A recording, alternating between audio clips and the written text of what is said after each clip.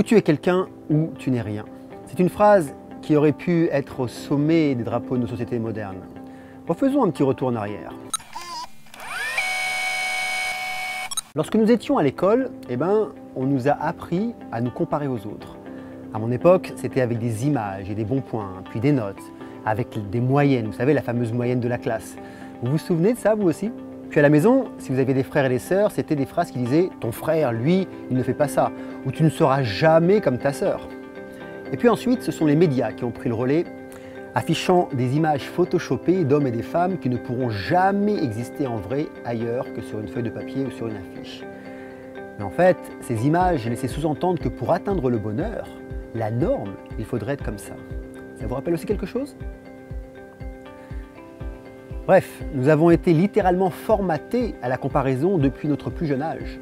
Cette comparaison s'est poursuivie dans notre travail, et puis en couple. Et puis, si on ne fait pas attention, nous la transmettrons à notre tour à nos propres enfants, et la boucle est bouclée. Je rigole, mais j'ai moi-même passé des centaines de jours à me comparer aux autres, en fait, à vouloir devenir l'autre, les autres, ces images que nous ne pourrons jamais atteindre, car elles n'existent que dans l'imaginaire de ceux qui les ont créées. Et voilà, durant tout le temps où nous cherchons à nous comparer, ou le temps où nous nous blâmons à ne pas être comme les autres, comme la norme, par exemple, la norme créée de toutes pièces par ceux qui nous gouvernent, nous ne sommes pas nous. Alors, ne pas être soi est une chose, mais s'éloigner de soi en est une autre. Plus on se compare aux autres, et plus on s'éloigne de soi. Plus on s'éloigne de soi, et plus on se perd. Et cela crée une dissonance cognitive entre ce que nous voulons, ce que nous sommes vraiment, et ce que nous faisons, qui est à l'opposé de qui nous sommes vraiment.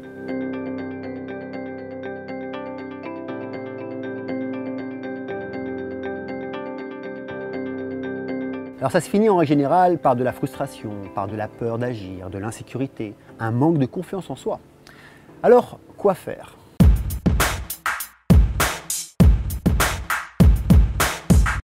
Comparez-vous à la personne que vous étiez hier et non à quelqu'un d'autre. La meilleure façon de faire du surplace, c'est de s'oublier et d'essayer de devenir autre. En se comparant uniquement qu'à soi-même, sur ses propres actes et ses propres pensées, c'est une porte ouverte à sa propre croissance psychologique et sa propre croissance spirituelle. La seule personne que l'on doit sans cesse dépasser, c'est soi-même. La seule personne que l'on doit analyser, c'est soi-même. Les seuls jugements que l'on doit poser sont envers soi-même. Posez-vous ces questions. Qui suis-je? Qu'est-ce que je veux montrer? Pourquoi? Qui voudrais-je devenir? Quelle est ma réelle nature?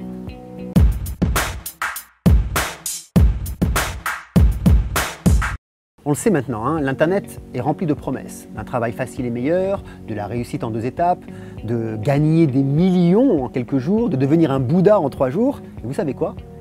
C'est bien ce qui fonctionne le plus. Pourquoi? La comparaison avec autrui. Celui qui se vante les mérites de sa réussite, voire pseudo-réussite, et propose alors de dévoiler son secret. Celui qui regarde la vidéo, du coup, s'imagine déjà avoir atteint le but recherché. Lorsqu'il exprime alors ce qu'il vient d'apprendre, il se confronte à la réalité et s'aperçoit que ce qu'il avait imaginé est à l'opposé du réel. Il expérimente la difficulté de la mise en application, les erreurs, les ratés.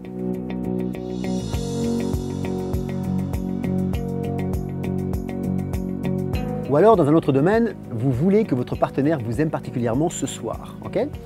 Vous décidez de l'inviter au resto et vous imaginez la scène. La manière dont vous allez être habillé, ce que vous allez lui dire, vous créez une histoire parfaite pour vous. Vous vous voyez dans les bras même à la fin du dîner. Puis, le soir venu, il s'avère que votre partenaire est plutôt tendu et ne vous parle que de ses problèmes existentiels. Donc du coup, vous passez la soirée totalement désappointé en ne pensant qu'à votre rêve totalement raté. Ça vous rappelle quelque chose, ça aussi? Tout ça, c'est un des pièges mentaux le plus grand que nous ayons à surmonter chaque jour. La confrontation entre nos attentes, nos espérances, une prévision que nous nous sommes donnée sur un sujet précis et la réalité. Cette confrontation au réel, qui n'est jamais le reflet de nos attentes, a tendance à faire chuter notre énergie, nous mettant dans une condition de tristesse, augmentant notre non-confiance en soi. Car l'image que nous avions d'une situation donnée en nous n'a pas reflété la réalité. Alors, prenez toujours en considération que tout ce qui existe dans The Mind est un mensonge. Cela vous évitera de sombrer dans le désespoir et la perte de motivation.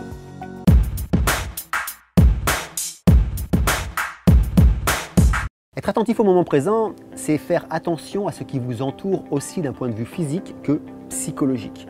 Un conseil, dès votre réveil, repérez ce qui vous ennuie, ce qui vous préoccupe, ce qui ne vous laissera pas en paix durant la journée. Repérez ça, mais dès le matin. Car je n'ai pas besoin d'argumenter, vous savez pertinemment que ça va vous pourrir la vie durant toute la journée. Si vous n'arrivez pas, par exemple, à les repérer, alors posez-vous ces questions. Qu'est-ce qui m'ennuie? Puis-je régler les problèmes qui m'ennuient? Et suis-je vraiment disposé à les régler? En ai-je vraiment envie? Si l'esprit n'est pas attentif, alors il est dispersé. Et là encore, c'est encore la force des réseaux et autres médias du web. Nous faisons sauter notre esprit assoiffé de connaissances de poste en poste, de vidéo en vidéo, puis happé par une notification, puis par un mail, un message sur WhatsApp, un appel sur Skype, une émoticône sur Twitter. Vous rendez-vous compte à quel point cette dispersion empêche l'attention et nous éloigne de nous-mêmes, nous ramenant au point numéro 1? Alors pour résumer, comparez-vous à la personne que vous étiez hier et non à quelqu'un d'autre. Vos attentes et espérances sont des mensonges de votre esprit et ne sont pas la réalité. Ensuite, restez attentif, sinon vous ouvrez la porte à la dispersion. Voilà, j'espère que cette vidéo vous a permis de voir à quel point nous avons été conditionnés par la comparaison aux autres et qu'il est important de se déconditionner de cette comparaison. Donc, restez centré sur vous-même, regardez-vous. La seule personne que vous devez dépasser, c'est vous et uniquement vous. Voilà, donc si cette vidéo vous a plu, mettez un petit j'aime, ça me fera plaisir, et puis à vous aussi. Abonnez-vous à cette chaîne, partagez-la au maximum. Laissez-moi un commentaire, ça me fera plaisir, et puis je vous y répondrai. Quant à moi, je vous dis à bientôt pour continuer à apprendre, évoluer et partager ensemble. Merci.